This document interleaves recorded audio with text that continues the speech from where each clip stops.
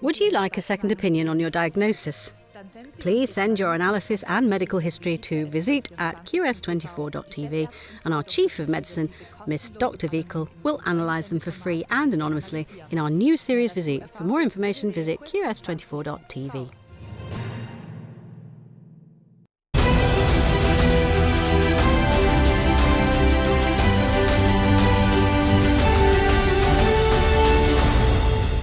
A warm welcome to all our viewers to our series Natural Medicine. Today, with the topic of dementia. Today I'd like to speak with the Chief of Medicine from the Swiss Mountain Clinic, Dr. Petra Wiechel, about how we can prevent dementia, or, if there is one, what can be done so that it might not spread further. But perhaps it can be stabilised, if at all possible. That's the question today to the Chief of Medicine. Welcome, dear Petra, Dr. Wiechel. Thank you for being here. Thank you. I think the most important thing is just to ask yourself somewhere at 50 or 60, what can I do that it doesn't come to that? That's the biggest question of all, because we have a statistic that really worries us all. I was reading numbers from Ireland the other day. 1 in 17 people gets dementia. Yes, Alzheimer's disease. And in America, it's already 1 in 12.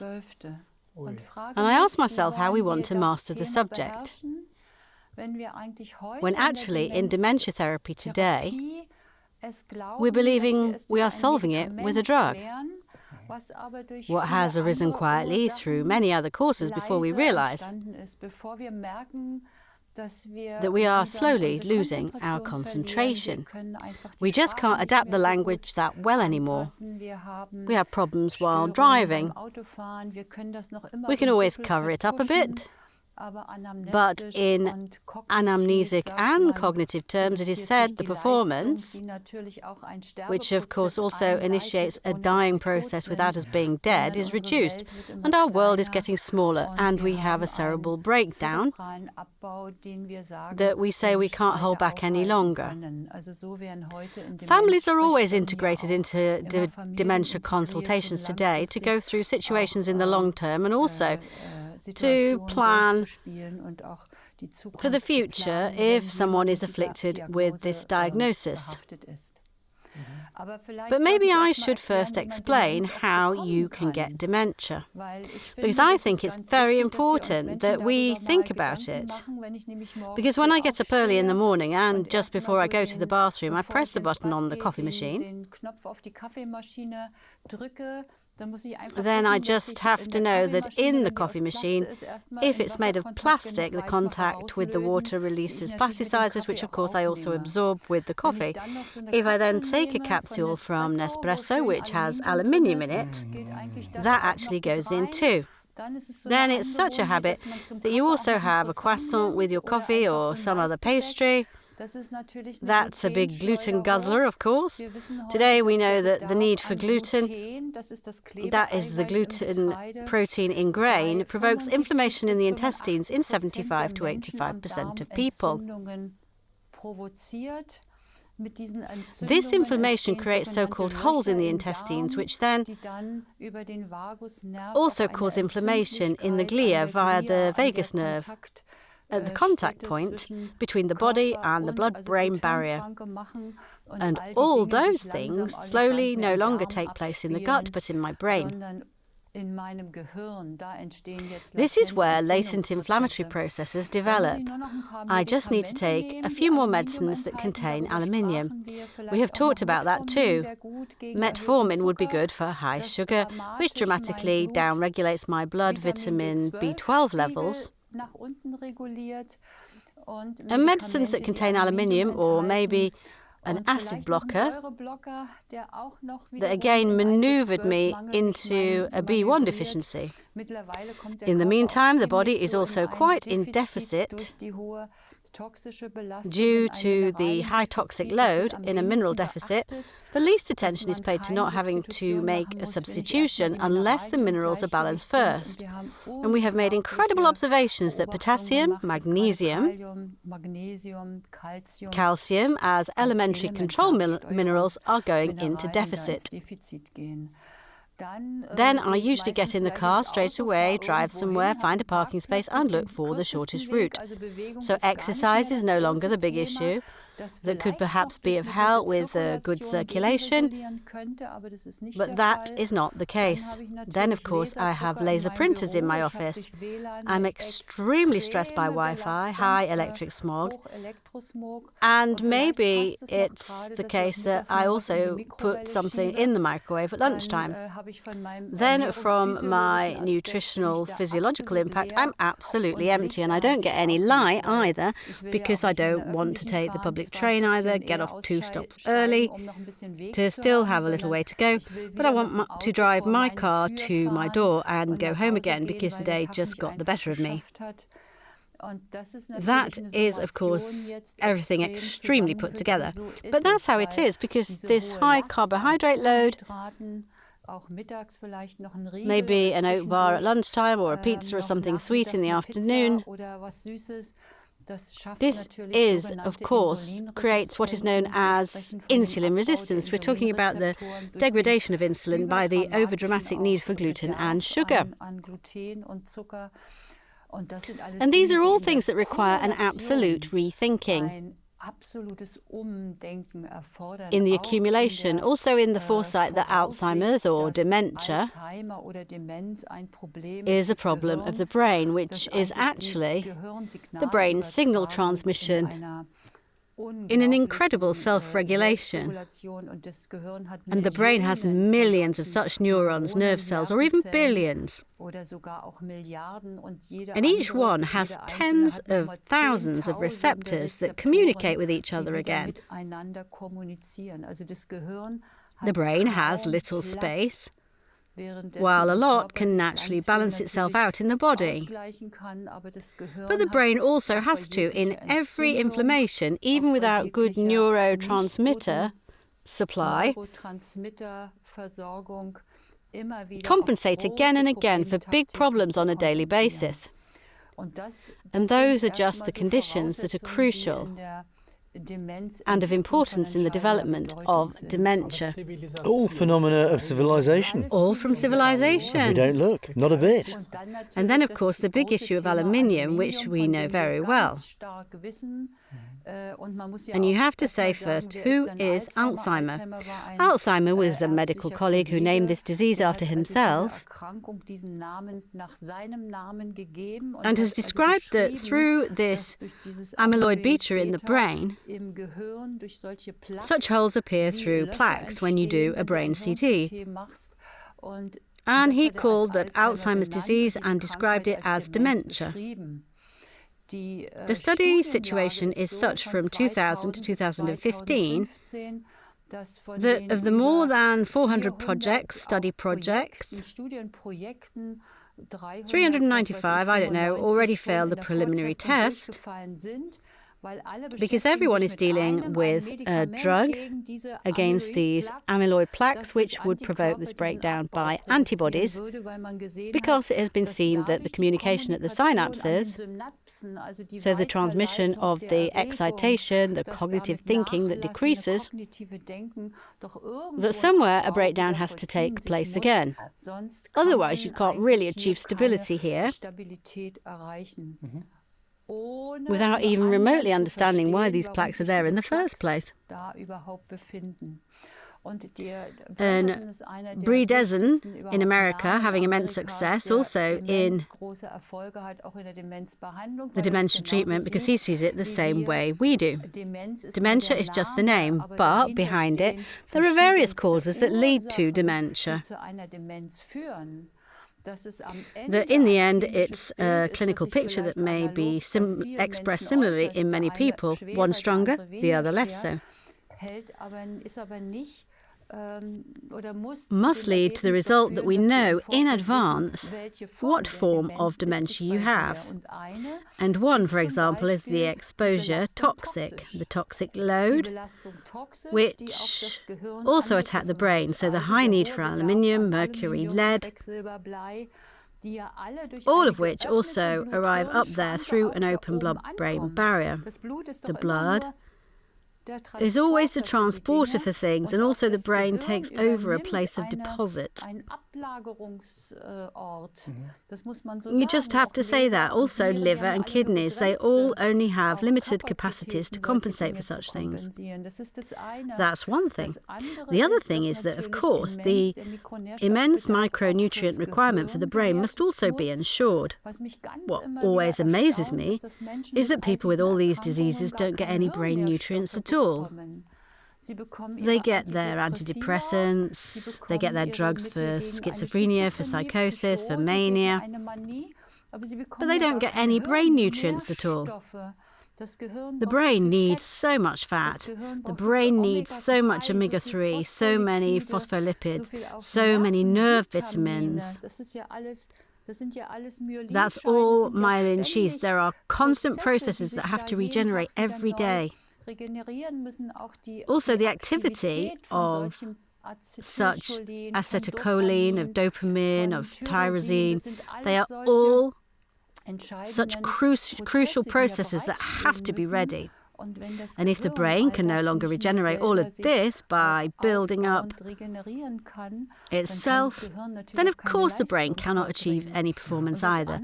And the other thing is the hormonal situation. So progesterone has an essential part in the regeneration of the brain. Progesterone is responsible for that the synapses can regulate these contacts again. A lack of progesterone also causes a loss of capacity in our brain. Progesterone ensures that you can sleep well. It's an angel hormone, but that's incoming dementia so far. Or people notice something isn't that measured? No, and it is very important how it's measured, just as we need to know, for example, how high is melatonin. Everyone knows melatonin as the sleep-wake hormone, but actually melatonin is produced as a hormone in the gut, far more than in the pineal gland. The pineal gland sits here in the middle of the head. It is a very small gland, but it calcifies. For example, if I ingest too much fluoride, if I use fluoride toothpaste, and thus, of course, reduce melatonin production, melatonin is responsible for detoxifying the brain. Melatonin is the strongest antioxidant we have in our body. And I always need antioxidants when the oxygen has to get into the cell. Then there is a price for it. This is the oxidative stress that only these nutrients can compensate for. Vitamin E and all the things. Vitamin C, but as I said, also melatonin. The melatonin is there to detoxify the brain as well. Exactly, very strongly. I have to write it down quickly. I walk away quickly, and this is extremely important. Also for the YouTube text that this is in there. Exactly. And that, I think, is very important in the field of Alzheimer's dementia. For example, there's also ApoE4. That's a gene that we know about today. If it's there genetically, then the likelihood of also developing dementia from one or two parents, depending on where it is actually inherited, is even higher than if I didn't get this ApoE4 measured as positive in my genetic analysis. So there are genetic issues, there are toxic issues, there are micronutrient issues, and there are hormonal issues. And Professor Bredesen really did a lot of research, and that's not easy for a layman to understand what is happening there, because the amyloid beta is a protein structure that acts on these neurons. And the neurons are the nerve cells that are connected to these synapses that carry the excitation. And there is a so-called receptor, a very special receptor that has a kind of safety mechanism. And in this receptor somewhere, a key has to be inserted. And if this key is inserted, then it is a very stable system in itself. I'll leave out all foreign terms now because that's confusing and it's very difficult to understand. And whenever this receptor key loosens a bit, the cell can go into their healthy cell death because the body registers that cells have to be broken down because there are enough new ones to come. Cells have to be broken down because they have developed a gene mutation. They harm. So a physiological balance is always important. This happens millions of times in our body. But this, Bredesen and his research group found out through incredible studies that, in turn, there is a certain influence on this receptor activity, and that in the context of proteinases, that's what he calls that, so enzymes, something else happens. How should I say it? These scissors will be cut open. These ligands are cut open, and when they're cut open in 4 places, that receptor gets destroyed and experiences that cell death. That means you have to question who is doing it. You have to question why they get into this dilemma. You have to question this, he calls it the death quartet. And then via this amyloid beta, this protein structure, they then create this destruction process. Or it is only cut once, in which case the brain nerve cell receives a massive investment in its health and is actually stabilized. And that is actually a process that he explains to us scientifically today, where he also explains to us which other circumstances have had this influence on this process. Because those are survival concepts that the body also needed for itself by investing here in construction, but invests here in breakdown because it has to keep a balance. The brain has no space, so a balance has to be created again and again. And of course, it has a lot of, let me put it this way, developments brought into being that take care of the causes that we have also now addressed. A wide variety of causes that no longer support this self-regulation mechanism. This also includes 5G. This also includes insulin resistances and so on. This also includes insulin, but that's actually something where we say today, if we don't deal with the causes of dementia early on, then these things really run by themselves afterwards, because the body can no longer prevent it. I actually took part in a seminar with him 3 or 4 years ago, and he also presented cases. I can only confirm that today. The early knowledge of the causes, the early knowledge of the cause, too, are you ultimately someone who can develop it? That's why I have to protect you early. I can turn on a gene and leave a gene off. Also, the people who are ApoE4 carriers, they don't have Alzheimer's at 50, but maybe at 58 they start saying, I don't understand what's going on. I can't remember that, or the environment registered it. They ask such weird questions, or they ask me things 3 times. Or I told them already, they can't remember. And I find that so unbelievably sad that in everything, where we invest in research, we only invest in how do we get rid of that? How can we destroy this? We don't question that we could prevent it. That we can prevent it. We can prevent that. But please, that's not fate. Or I'm not chosen that I suddenly start to get a tremor. That took place in me for 10, 15 years. And I find it incredibly sad that we are not interested in any of this from a medical point of view. And of course, I'm really worried about the development of this dementia if we don't finally take care of these issues from a medical point of view. Now, of course, they only come to you in the clinic when the horse is already bolted, yeah? That's why I'm so incredibly grateful you give me the chance to talk about it, and I'm also incredibly grateful if we could open up a lot more on an interdisciplinary basis. So the specialist groups, it was a good idea that we also develop the specialists, but the specialist has their small eyesight, and we have to rate that as outdated for a long time. Because we only need it in extreme cases. We need a close, cooperative collaboration in the future, and also have to train young doctors who also deal with the topics of this time. I'd like to ask one more question. I had a gentleman here last week. He's a scientist at the University of Leipzig, a doctor and an engineer. And he told me the thesis that he assumes that if the brain doesn't get enough blood, it tells the heart, blood pressure up.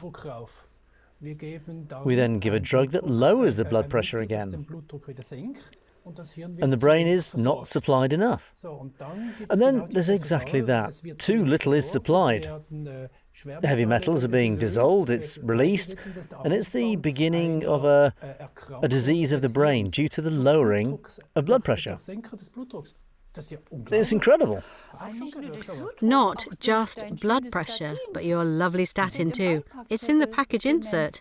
Dementia to Alzheimer's, stomach drugs, dementia. There are many drugs that we already know today that have a significant impact on brain metabolism. But you just see it from the blood pressure problem alone. It's the same with cholesterol.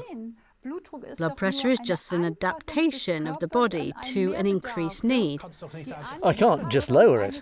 Adaptation of a body. Look, if you go back, we talked about microcirculation, that due to congested erythrocytes, red blood cells, the microcirculation cannot get into the periphery. Well, what do you think that does? This gives a backlog to the top. In that moment. What is the body supposed to do? It can only widen and try to realize something else with the pressure because it knows the cell is in trouble. So it adjusts that with its pressure. But if you can regulate the fluctuation or the flow, the blood pressure will be lowered.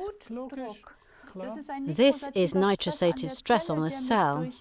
For example, we give neurangin, we also give L-arginine. L-arginine relaxes.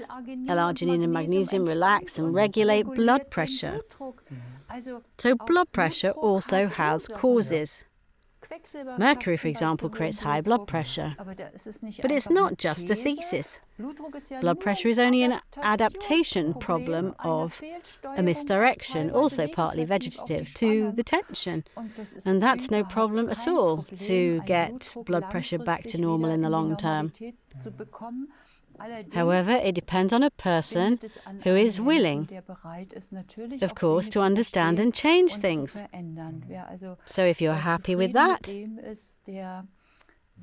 says, I take my blood pressure pill and that means I'm out of danger, they should be happy to do it. But only once they have to carefully read this leaflet.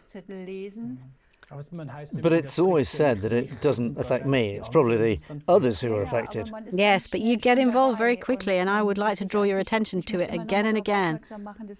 These are not side effects. They are also effects of the medication that I may not experience as strongly at the moment, but that are simply there. And they can do that and also often do it quietly and do it in the long term. We should take them seriously, the side effects of many drugs. Yes, exactly.